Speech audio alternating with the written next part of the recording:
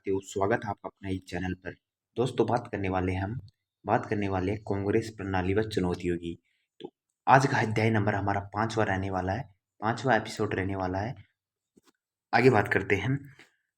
अध्याय नंबर 5 रहने वाला है कांग्रेस कांग्रेस प्रणाली कांग्रेस प्रणाली कांग्रेस प्रणाली चुनौती और पुनर्स्थापना वाला पाठ रहने वाला है। राजनीतिक विज्ञान की सीरीज है। मोस्ट इंपोर्टेंट क्वेश्चन है। आगे बात करते हैं। ये यहाँ पर संपूर्ण फ्री नोट्स और प्रश्न उत्तर मिलेंगे। क्लास नंबर 5वीं रहने वाली है।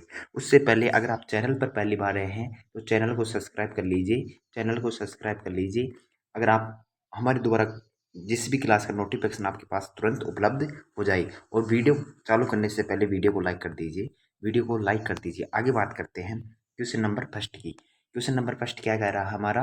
कांग्रेस प्रणाली शब्द का विश्लेषणात्मक उपयोग किस राजनीतिक वैज्ञानिक ने किया था?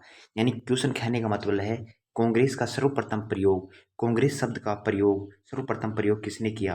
कांग्रेस का सर्वप्रथम प्रयोग किसने किया?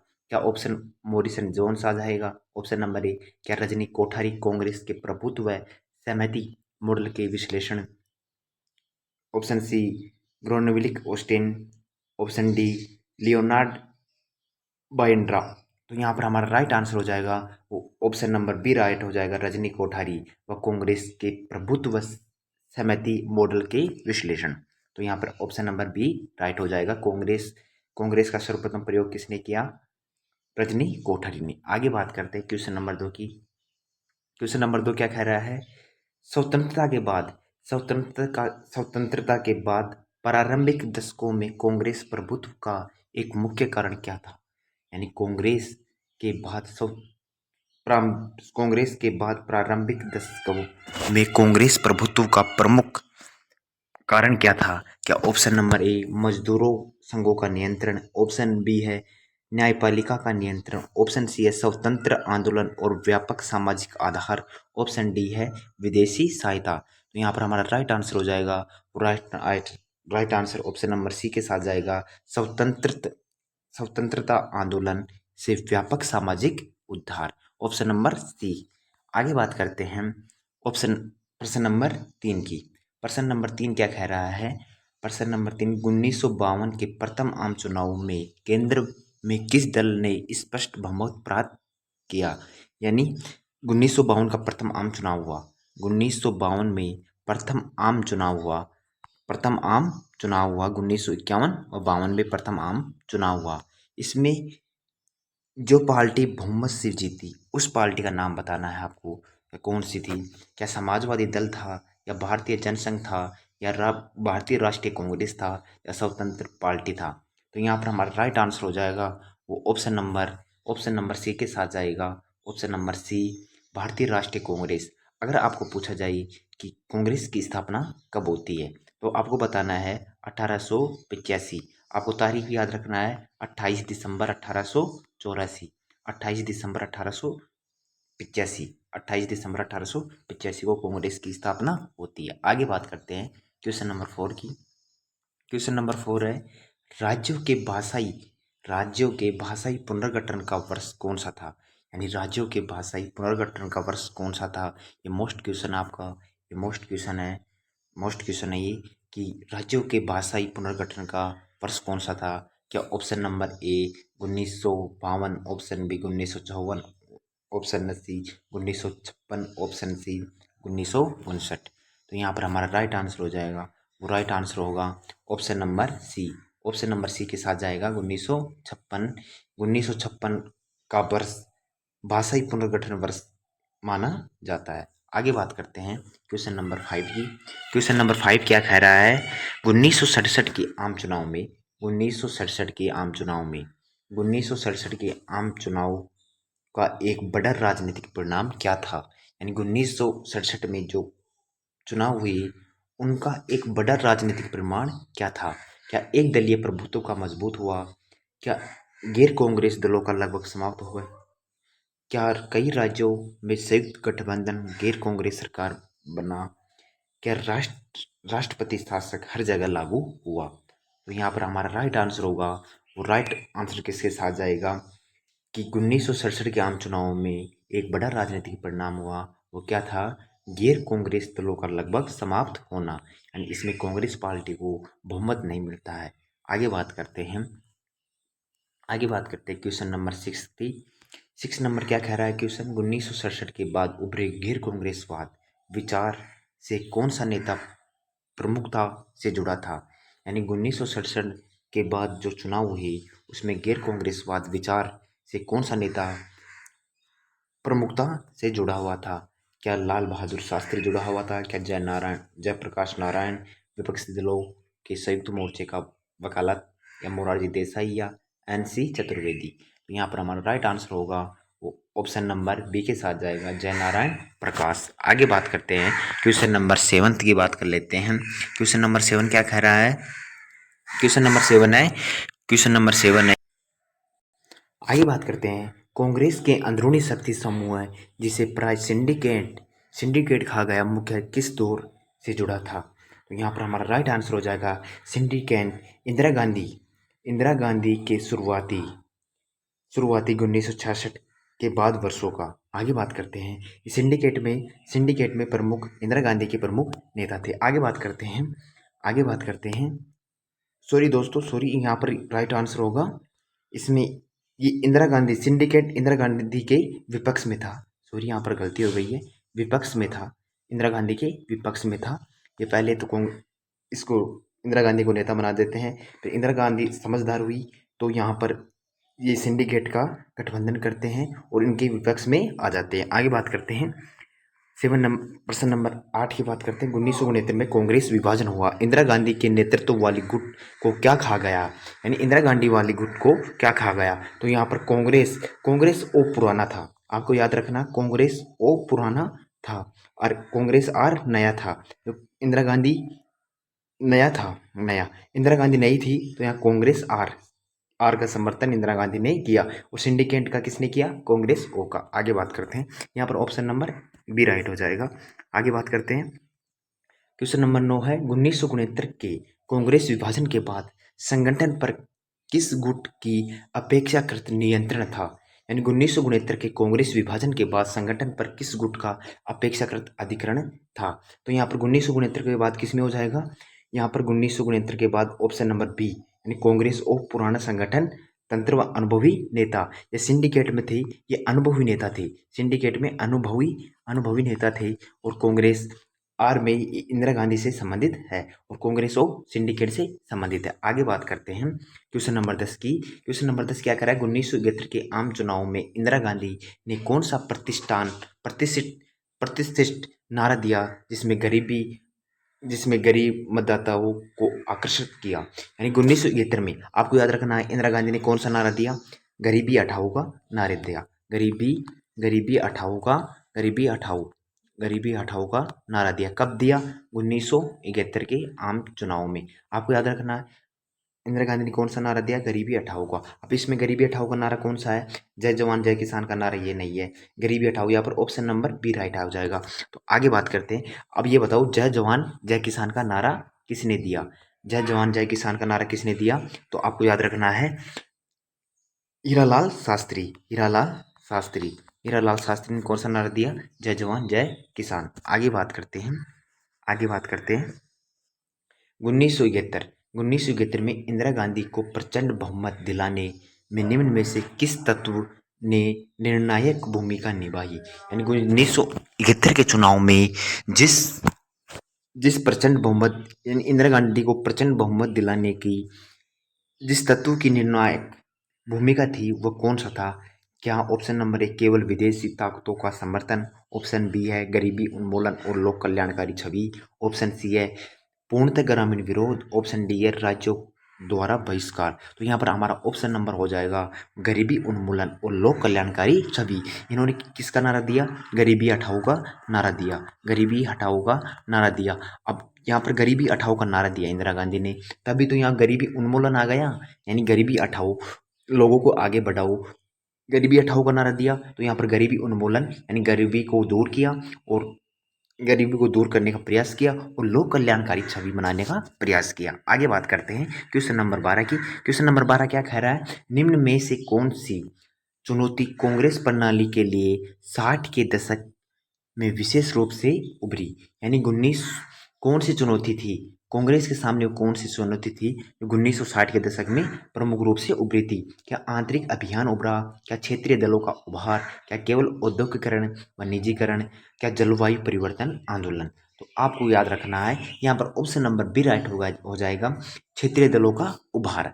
आगे बात करते हैं क्वेश्चन नंबर 13 की। क्वेश्चन नंबर 13 क्या कह रहा है? 1964 में नेहरू के निधन के बाद प्रधानमंत्री कौन बने? यानी 1964 में जवाहरलाल नेहरू की मृत्यु हो जाती है। प्रश्न नंबर 1 बनेगा कि पंडित जवाहरलाल नेहरू की मृत्यु कब हुई? आपको याद रखना कब हुई? 1964 में। अब यहाँ पर प्रधानमंत्री कौन बनता है? 1964 के बाद में प्रधानमंत्री कौन बनता है? तो लाल बहादुर शास्त्री, लाल बहादुर शास्त्री बनता है। लाल बहादुर शास्त्री ने किसका नारा दिया? जय जवान जय किसान का नारा दिया। आगे बात करते हैं। अभी आपको याद रखना 1964 में प्रधानमंत्री नेहरू के बाद प्रधानमंत्री कौन बने? लाल बहादुर शास्त्री। और इन्होंने किसका नारा दिया? जय जवान जय किसान। आगे बात करते हैं 1965 का कौन सा अंतर्राष्ट्रीय संघर्ष राष्ट्रीय राजनीति पर असर डालते हुए कांग्रेस नेतृत्व के लिए चुनौती बना? यानी 1965 में कौन सा अंतर्राष्ट्रीय संघर्ष राष्ट्रीय राजनीति पर असर डालते हुए कांग्रेस नेतृत्व के लिए चुनौती बना? या चीन का युद्ध, या पाकिस्तान का युद्ध? तो यहाँ पर B, option number B right हो जाएगा, पाकिस्तान युद्ध। 1965 भारत पाकिस्तान युद्ध के साथ खाद्यान्न जैसी संकट, आंतरिक चुनौती, ये प्रमुख चुनौतियाँ थी। यानी खाद्यान्न की चुनौतियाँ थी, आंतरिक चुनौतियाँ थी, हमारे देश के अंदर चुनौतियाँ थी, देश के बाहर भी चुनौतियाँ थी। आगे बात करते हैं क्वेश्चन नंबर 15 की। क्वेश्चन नंबर 15 क्या कह रहा है? कांग्रेस कांग्रेस प्रणाली कांग्रेस प्रणाली के दौर में विपक्षी दलों की भूमिका को कैसे समझाया गया? यानी कांग्रेस प्रणाली का दौर था 1951 से 1967 तक ये विजय रही। तो इसके दौर को विपक्षी दलों की भूमिका कैसे समझाया गया? तो यहाँ पर हमारा ऑप्शन नंबर बी राइट हो जाएगा। कांग्रेस के अंदर गुटों के रूप में समाहित व भार कमजोर संरचना बहुदलीय था, पर कांग्रेस प्रधान समिति सहमति विपक्ष बिखरा। आगे बात करते हैं। अब हमारे एक नंबर वाले क्वेश्चन चालू हो जाते हैं। सभी प्रकार के क्वेश्चन है, लंबे क्वेश्चन भी है, अति लघुरात्मक है, लघुरात्मक भी है, निम्नात्मक क्वेश्चन है। अब बेफिक्र हो, एमसी क्वेश्चन भी कर लिया हमने। अब बात करते हैं एक नंबर वाले प्रश्नों पर। तो आपको कमेंट करके ये बताना कंटेंट कैसा लग रहा है। अगर आपको ज़्यादा टाइम लाइव आने का प्रयास करेंगे, हम थोड़े दिनों में, हम 15-20 दिन बाद में लाइव आ जाएंगे, तो आपको कोई ज़रूरत नहीं है। आगे बात करते हैं। आप क्लास से रोज लिया करो। कांग्रेस प्रणाली की अवधारणा किसने दी? अब आगे देख लेते हैं कांग्रेस प्रणाली की अवधारणा किसने। तो कांग्रेस प्रणाली की अवधारणा किसने दी? रजनी कोठारी ने दी। आगे बात करते हैं राज्यों के पुनर्गठन अधिनियम किस वर्ष पारित हुआ? ये हमने देख लिया पहले 1956। आगे बात करते हैं नेहरू के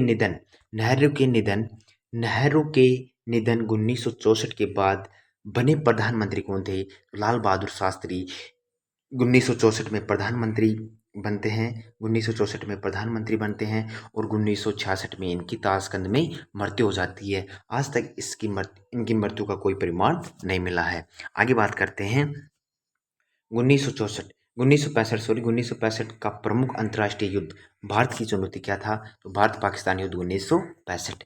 ये हम शॉर्ट टाइप में प्रश्न देख रहे हैं, उनको पहले देख लिए, अब शॉर्ट टाइप में प्रश्न देख रहे हैं। 1967 चुनाव के बाद राज्यों में क्या नई प्रवृत्ति दिखी? तो क्या नई प्रवृत्ति दिखी? गैर कांग्रेस गठबंधन का गिरना। आगे बात करते हैं कांग्रेस के संगठन प्रधान वरिष्ठ गुट को क्या कहा जाता था?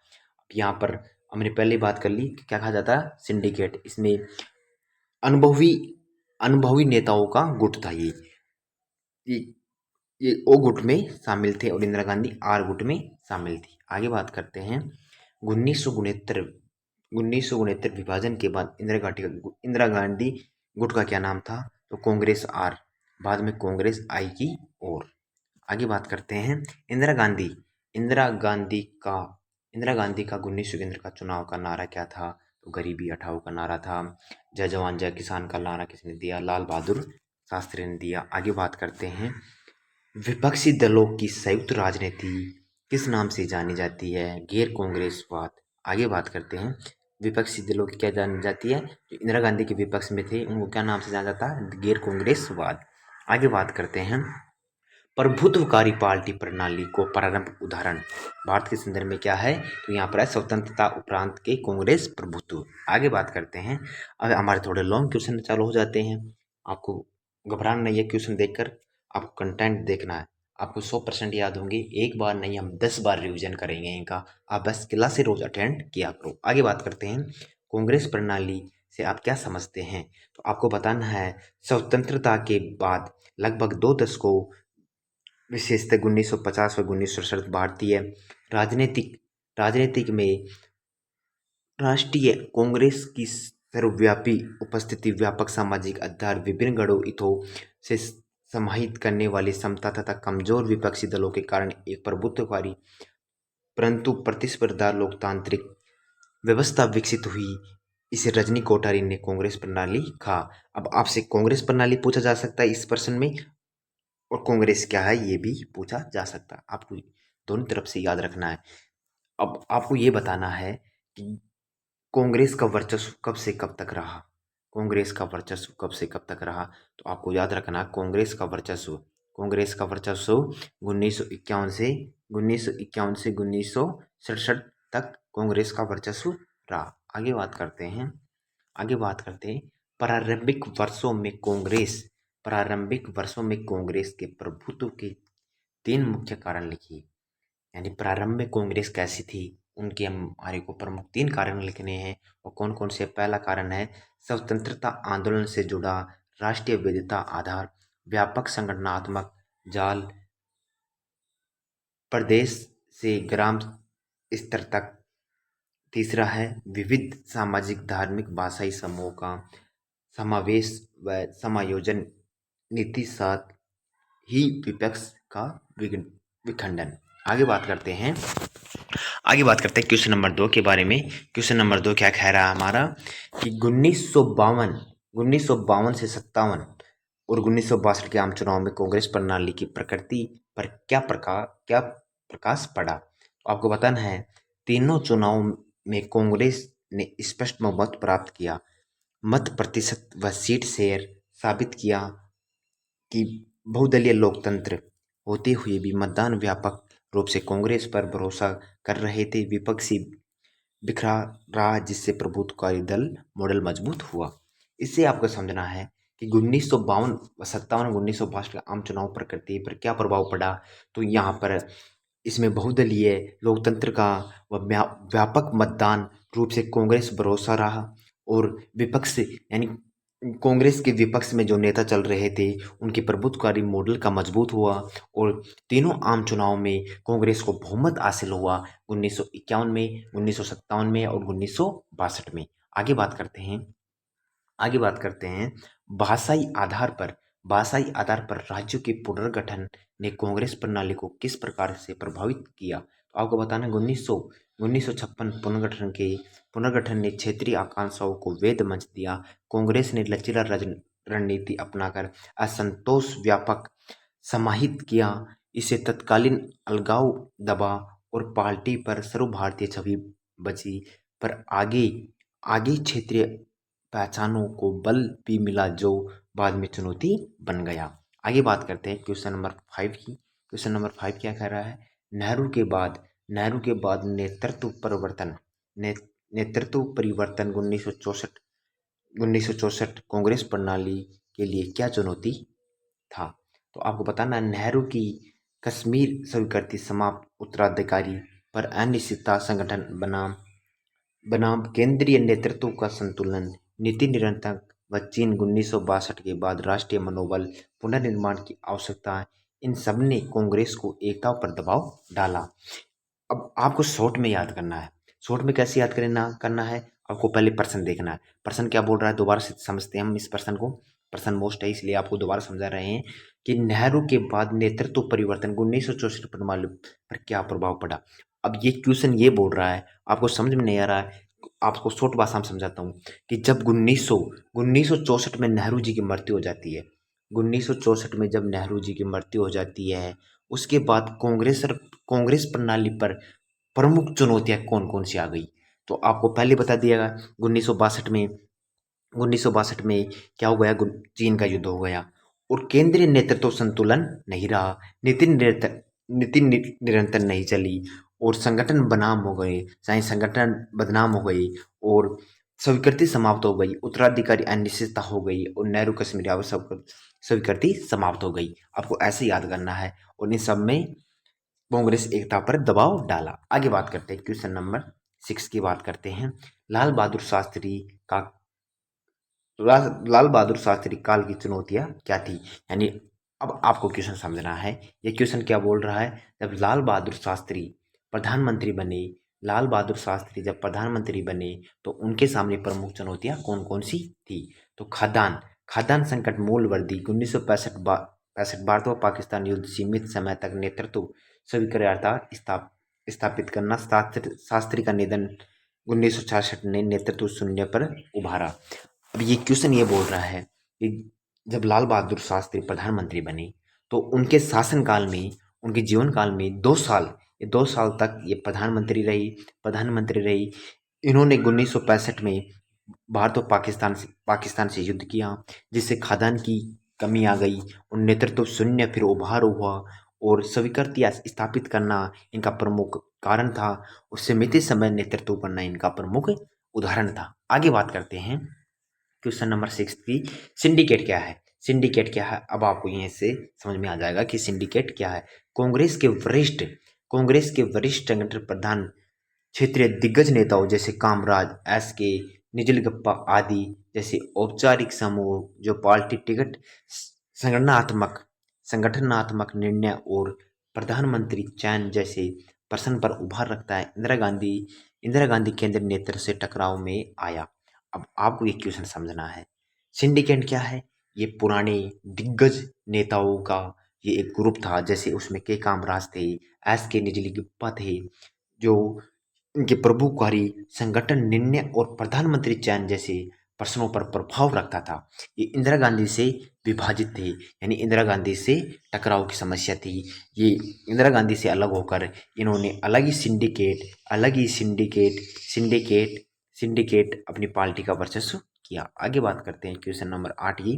क्वेश्चन नंबर 8 क्या कह रहा है हमारा, क्वेश्चन नंबर 8 कह रहा है 1967 के आम चुनावों का कांग्रेस प्रणाली पर क्या प्रभाव पड़ा। तो आपको याद रखना, कांग्रेस कांग्रेस का संसद में बहुमत घटा। कई राज्यों में, उत्तर प्रदेश, पंजाब, बिहार, बंगाल आदि में गैर कांग्रेस गठबंधन सरकारी बनी। विपक्षी अधिकारी संगठित दिखा। प्रभुत्वकारी मॉडल में दरारें स्पष्ट हुई। कांग्रेस प्रणाली की एक ध्रुविया टूटी। अब आपको समझना है क्वेश्चन को। क्वेश्चन हार्ड, थोड़ी लैंग्वेज हार्ड है, लेकिन क्वेश्चन बिल्कुल सरल है। क्वेश्चन को आपको थोड़ा प्रश्न पर ज़्यादा डीप जोर देना है और ऐसा कोई नहीं है कि प्रश्न नहीं आता। प्रश्न की थोड़ी लैंग्वेज बदल देता है एग्जामिनर, प्रश्न की लैंग्वेज बदल देता है, प्रश्न वही रहता है।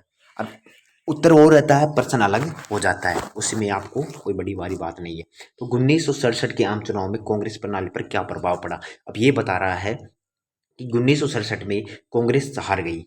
1967 में कांग्रेस हार गई और कांग्रेस की विजय 1951 से 1967 थी। 1951 से 1967 तक कांग्रेस की विजय रही, लेकिन 1967 के आम चुनाव में हार जाती है। तो इस पर क्या प्रभाव पड़ा कांग्रेस को कि पहले चुनाव में, दूसरे चुनाव में, तीसरे चुनाव में, चौथे चुनाव में जीत रही है, लेकिन इसमें क्यों हारी, इस पर क्यों प्रभाव पड़ा, आपको ये पूछ रहा है प्रश्न। अब आपको लैंग्वेज बिल्कुल सरल तरीके से समझा दिया गया। अब आपको उत्तर कैसे निकालना है ये भी आपको आसान भाषा में बता रहे हैं। अब आपको बताना है, एक तो कांग्रेस संसद में बहुमत गठा, यानी कांग्रेस पहले जीत रही थी, अब इसमें संसद में इसका बहुमत घट गया। कई राज्यों में जैसे उत्तर प्रदेश, पंजाब, बिहार, बंगाल में आदि में आदि में कांग्रेस गठबंधन सरकारी बनी, यानी कई राज्यों में ही बनी, ज्यादा नहीं बनी। विपक्षी अधिक संगठित देखा गया। प्रभुत्वकारी मॉडल में दरारें स्पष्ट हुई। कांग्रेस प्रणाली में एक ध्रुवीयता टूटी। अब ये सब प्रश्न समझ में आपके आ गया होगा। अब ऐसी उम्मीद करता हूँ, अभी भी याद नहीं हुआ हो तो आपको बता दूं, मैं फिर से समझा दूंगा। अभी भी याद नहीं हुआ तो आगे बात करते हैं। क्वेश्चन मोस्ट है, 100% परीक्षा में छपेगा। आगे बात करते हैं क्वेश्चन नंबर 9 की बात करते हैं। गैर कांग्रेसवाद नॉन कांग्रेसीमन की अवधारणा समझाइए। तो क्या है गैर कांग्रेसवाद? क्या है? विभिन्न विचारधाराओं के विपक्षी दलों को यह तर्क कि पहले कांग्रेस को सत्ता में हटाना साझा लक्ष्य हो सकता है, वैचारिक विभिन्नताओं पर परे रखकर संयुक्त मोर्चे या गठबंधन बनाना, यह विचार जयप्रकाश नारायण के जैसे नेता से जुड़ा था। अब आपको समझना है, नॉर्मल भाषा में समझाऊंगा। क्वेश्चन की लैंग्वेज हार्ड है, लेकिन क्वेश्चन बिल्कुल सरल है। क्वेश्चन बिल्कुल सरल कैसे है वो भी आपकी समझ में आ जाएगा। तो आपको समझा रहा हूँ लैंग्वेज भाषा में, तो आपको समझना है। बात करते हैं गैर कांग्रेसवाद क्या है। आधे से बच्चे समझ रहे होंगे गैर कांग्रेसवाद क्या है, तो आपको समझा रहा हूँ गैर कांग्रेसवाद क्या है। तो कांग्रेस का विरोध करने वाली कांग्रेस का कांग्रेस का विरोध करने वाली पार्टी पार्टी को गैर कांग्रेसवाद कहा जाता है। अब गैर मतलब क्या होता है? गैर मानी बुरा, कांग्रेस यानी कांग्रेसवाद यानी विरोध, यानी जो कांग्रेस का विरोध करे उसे गैर कांग्रेसवाद कहा गया है। अब विभिन्न विचारधाराओं जैसे इसमें तर्क यह था कि सबसे पहले कांग्रेस सत्ता में हटाना। गैर कांग्रेसवाद क्यों बना? कांग्रेस को सत्ता से हटाना के लक्ष्य रखा। वैचारिक विभिन्नताओं पर रखकर संयुक्त मोर्चा या गठबंधन बनाना, यानी अपने अलग से संगठन बनाएंगे और कांग्रेस को यहाँ से हटाएंगे। इस विचार में जय नारायण प्रकाश जैसे प्रमुख नेता जुड़े थे। अगर समझ में, आगे बात करते हैं नेक्स्ट क्वेश्चन की। क्वेश्चन नंबर 10 क्या है? 1969 में कांग्रेस विभाजन के प्रमुख कारण कौन कौन से थे? अब 1969 में कांग्रेस विभाजन के प्रमुख कारण कौन कौन से थे, आगे बात करते हैं। इसमें हो जाएगा राष्ट्रपति चुनाव 1969 पर मतभेद, सिंडिकेट समर्थन, उम्मीदवार बनाम इंदिरा गांधी समर्थित वीवी गिरी। आगे बात करते हैं नीति कार्यक्रम पर टकराव, बैंकों का राष्ट्रीयकरण जैसे प्रगतिशील निर्णय, संगठन बनाओ, नेतृत्व संघर्ष, व्यक्तिगत गुटिया शक्ति संघर्ष। आगे बात करते हैं क्वेश्चन नंबर 11 की। क्वेश्चन नंबर 11 क्या है? क्वेश्चन नंबर 11 है कांग्रेस आर और कांग्रेस ओ में प्रमुख वैचारिक राजनीतिक विभिन्नताएं क्या रही? कांग्रेस आर व कांग्रेस ओ में वैचारिक राजनीतिक विभिन्नताएं क्या रही? तो आपको बताना है कांग्रेस कांग्रेस आर इंदिरा गांधी अधिगम, वाग झुकाव, गरीबी उन्मूलन, अंजेडा अभी लोकप्रिय जन अपील कांग्रेस है। और ओ कांग्रेस क्या है? पुराना संगठन है, परंपरागत नेतृत्व, अपेक्षाकृत रोग संगठन, संगठनात्मक नियंत्रण, संसदीय शक्ति का नया पुनर्संतुलन है। आपको ये प्रश्न समझाना है। तो कांग्रेस आर में कौन शामिल था? कांग्रेस आर में इंदिरा गांधी। अब आपको प्रश्न लिखना है। कैसे लिखना है आपको प्रश्न? चलो ऐसे के ऐसे प्रश्न आ जाए, आपका प्रश्न ऐसे के ऐसे आ जाए और आपको एक क्वेश्चन नहीं मिले, हटा दो इस क्वेश्चन को। इस क्वेश्चन को हटा देते हैं हम। 2 मिनट लगेंगे, 1 सेकेंड, 1 सेकेंड। इस क्वेश्चन को हटा देते हैं हम। इस क्वेश्चन को 1 मिनट में हटा देते हैं। 1 सेकेंड, 1 सेकेंड।